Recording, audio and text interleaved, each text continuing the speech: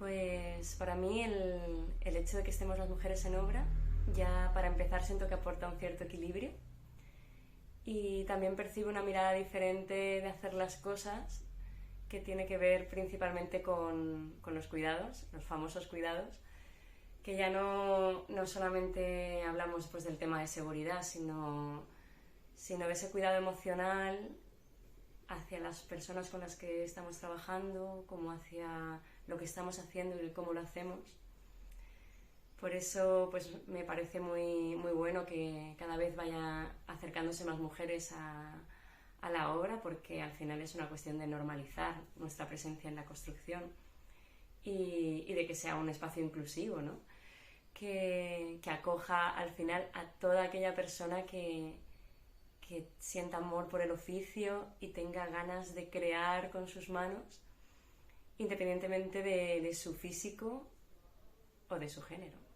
El que les dones aportem a l'obra, bueno, com qualsevol altra persona, no?, que es dedica al que es dedica i ho fa també com sap.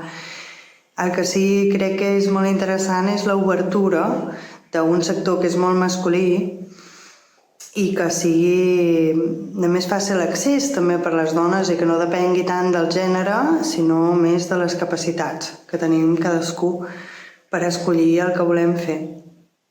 Y molta força a totes perquè sou molt valentes. La pregunta es qué aportamos las mujeres en obra y cómo trabajamos en obra. La pregunta igual es qué no aportamos. Somos solidarias, somos honradas, somos cuidadosas con las personas, los espacios y las herramientas, que es muy importante. Somos respetuosas y además somos muy hábiles y disfrutamos de hacer el trabajo lo mejor que podemos.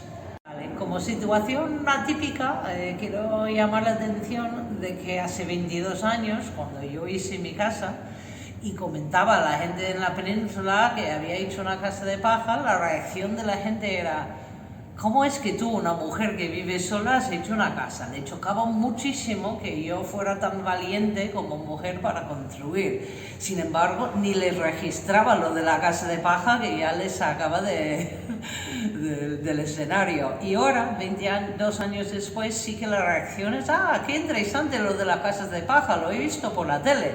Y ya no comentan el tema que soy mujer. Entonces algo ha cambiado.